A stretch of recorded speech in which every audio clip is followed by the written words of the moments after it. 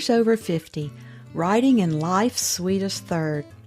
Authors Over 50's weekly podcast celebrates writers and their journeys to publication. Writing after 50 is a whole story on its own, so let's skip to life's sweetest third and talk with authors about their journey from pen to publish. Welcome, I'm Julia Daly, your host, and I invite you to listen to interviews with writers who've achieved their goal of publishing a book just later in life.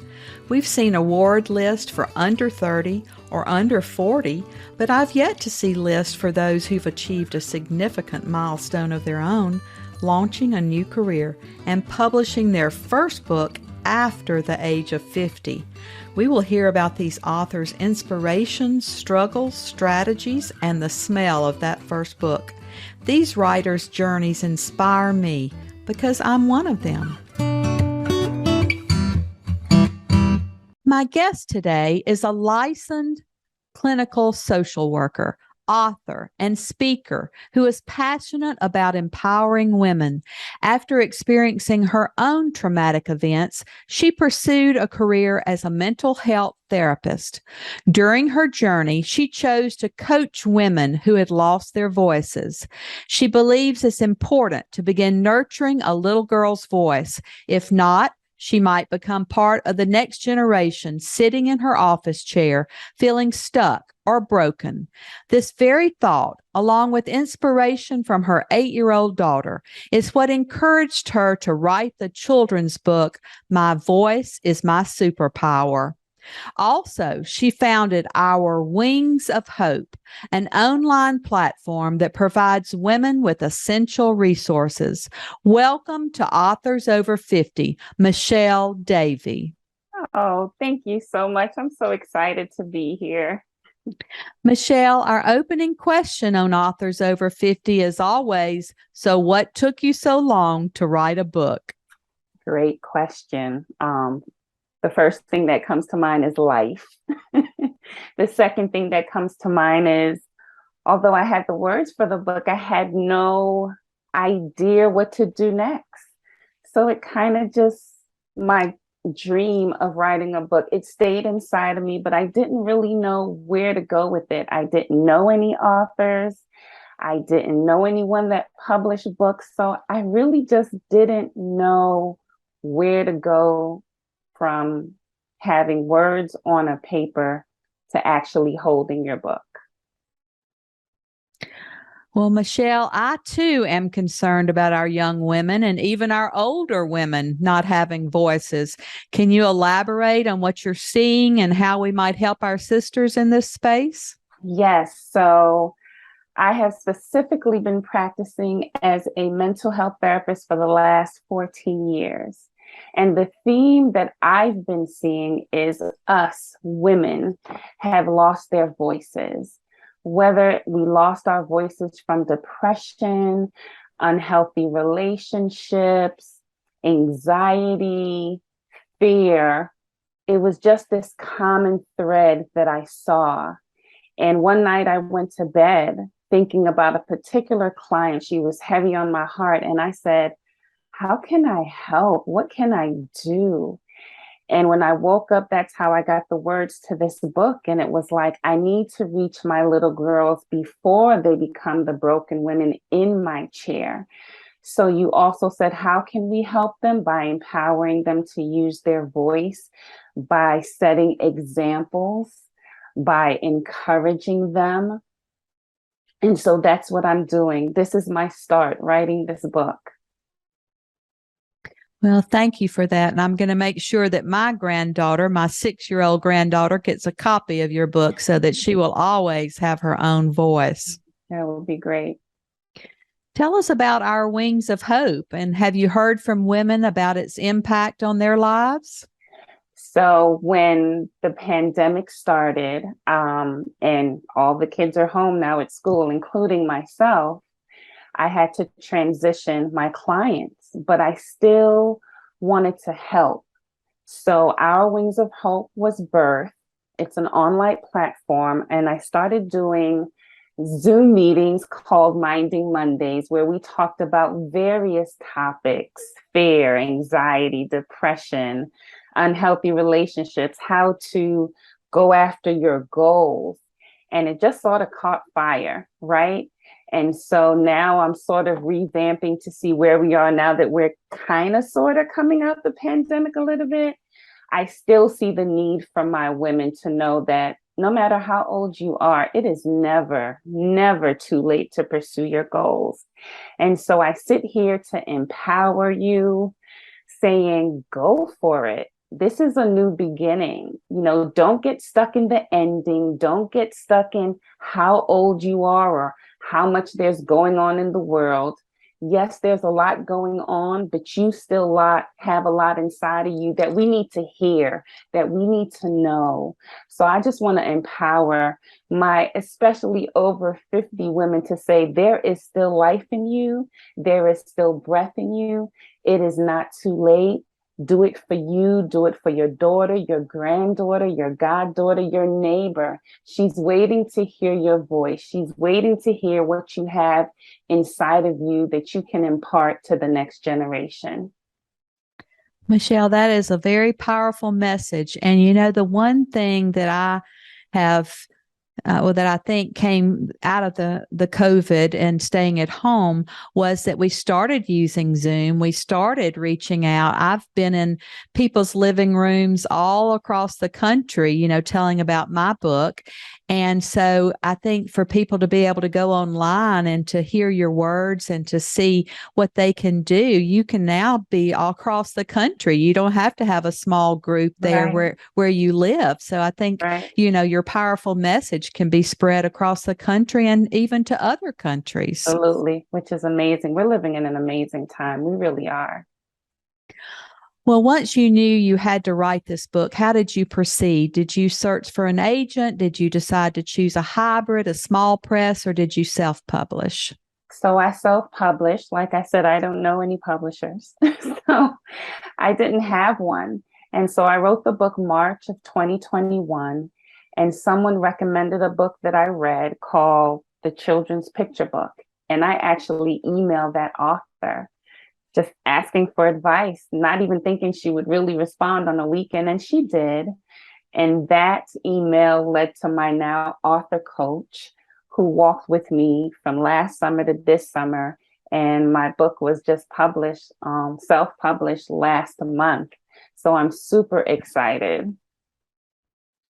Well, there's so many options for us today. Yes, you know, we can do a lot of different options, and some people try them all. You don't have to stay with one option. That's so true. For me, in the season that I am in, self-publishing was the route I took, mainly because I wanted to keep my voice. I wanted to have the option to decide what goes in the book, how the characters look. And I get to include my daughter in that. She picked out the characters. She helped with the clothes, you know, with some of the content. So that was really important for me to have my daughter on this journey with me. Very empowering for her to see what mother is doing and that she can do that one day herself. Yeah, it is. And we also created a closer bond, just, you know, writing this book and the whole self-journey process. So it's been great. What about your illustrations? Did you illustrate the book? So my daughter is good at drawing. So she picked out the characters. She drew what she wanted to see and the scenes. So we took that to the illustrator and then they created the illustration. So I think they did a good job capturing what my daughter was drawing. That's very special. That really shows that she can be a part of that project. Absolutely. Absolutely. What is your writing routine? You're still working. So are you a morning person or a night person? Do you have another book in you? I do. I actually wrote the words to the boys' version of my book. It is not published yet. My routine is at night, when your mind is sort of settled and you've gone through your day, I sleep with my journal next to my bed.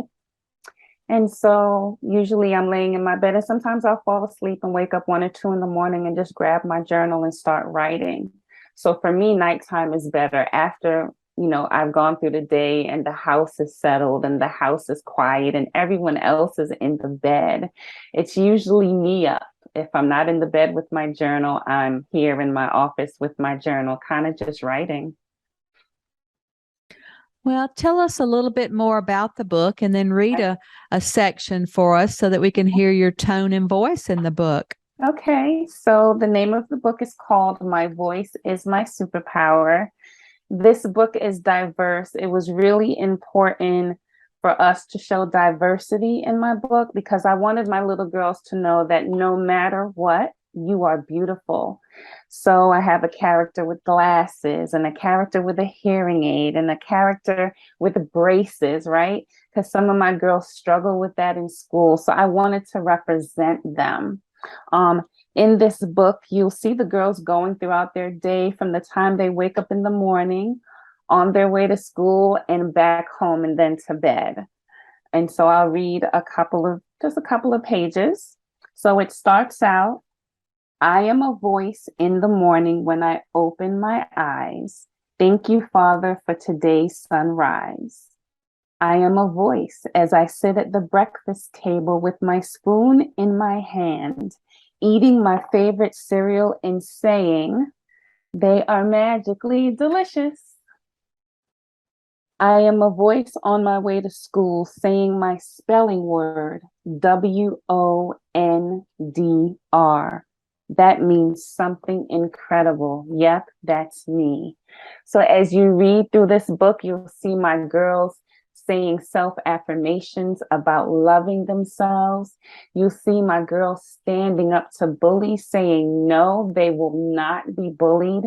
You also see my girls talking about protecting their private and precious parts, which we don't talk a lot about.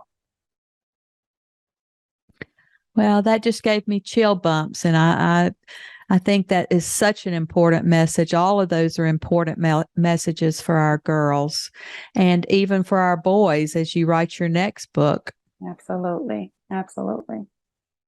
How long did it take you to write this book?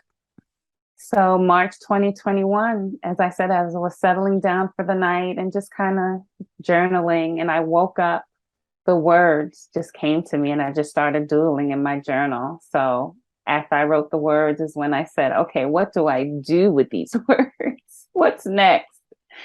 And it definitely, it's almost like, okay, Michelle, you have the words and you're praying for what's next and you're asking for what's next. So let me give you the tools that you need. And that's when I was introduced to the author that wrote How to Write a Children's Book. And it just led from there, just doors just kept opening. Our writing community is so generous, and people will ask questions and will mentor you if you just reach out to them. If you just reach out, you don't think that at the beginning of your journey, right? You're thinking, oh, they're so busy, they're writing, they don't have time to respond to me. But that's not true. You're so right. Very generous community, very supportive. That's all I've been feeling from this journey since I started this journey. Nothing but support. Well, also, a lot of people have the misconception that writing a children's book is a lot easier than writing a full-length novel, but you have such precious real estate. You have such a small area in which to get your message across. Did you find that more important as you went along writing on these few pages? On this journey, because it was a new journey, right? So I didn't know that there are a lot of moving parts. But for me, the children's book seemed, I don't want to say easier because I haven't written a novel, right? And what helped me too is I have an 8-year-old daughter that helped me. So my daughter would say, Mom, when we read, we're not reading a whole bunch of words on the page. We're really big on pictures. So it was important for me, since I didn't have a lot of room to put words in a children's book, that the words I did put had a meaning. And with that meaning came a great illustration that representing what we were trying to say in the words we were using. That was really important for me. What do you think the age group would be, the age range for this book? The age range for this book is 4 to 8. Even though I am finding some of my older girls buying the book saying, no, we wish we had this when we were little, so we want it now. So my older girls are also purchasing it. That's great. Post-publication, what have you been doing? Have you found challenges in creating publicity or marketing for the book? So what my daughter and I have been doing is, we live in Maryland, so we've been visiting various bookstores, telling them about our book. They've been very supportive, putting our books in their stores. I recently did a Facebook ad, telling people at my church. My daughter is a living marketer. Everywhere we go, we have these little postcards with our book on it and a QR code. And on the back of the postcard is a coloring page, because we also have a companion activity book. So we've been giving those out, and, that's what we've been doing so far. I know there are so many marketing strategies, but I'm being very intentional, because it's only one you, right? So you have to make sure you balance life and also marketing your book. So I believe that if you just keep knocking on the doors, that one big door is going to come. So we're just going to keep knocking on the doors. Well, and also you can definitely target the school audience for school libraries. Mm-hmm. You could target libraries with reading times. You could go and read to children during those times. Those would be great ways to reach your audience. That's a good idea. Yeah. Did any real people inspire any of your characters? So my daughter, Leia, is the main character of the book. So she definitely inspired me. Another character that inspired her, because she created the characters, was one of her friends that wears braces. So she was inspired by one of her friends as well. So when I talked earlier about the characters being diverse regarding glasses and braces, well, they're also diverse because they represent different nationalities as well. That's so important. Yes, it is. Yes, it is. We all want to see ourselves in books and movies and television. Absolutely. Absolutely.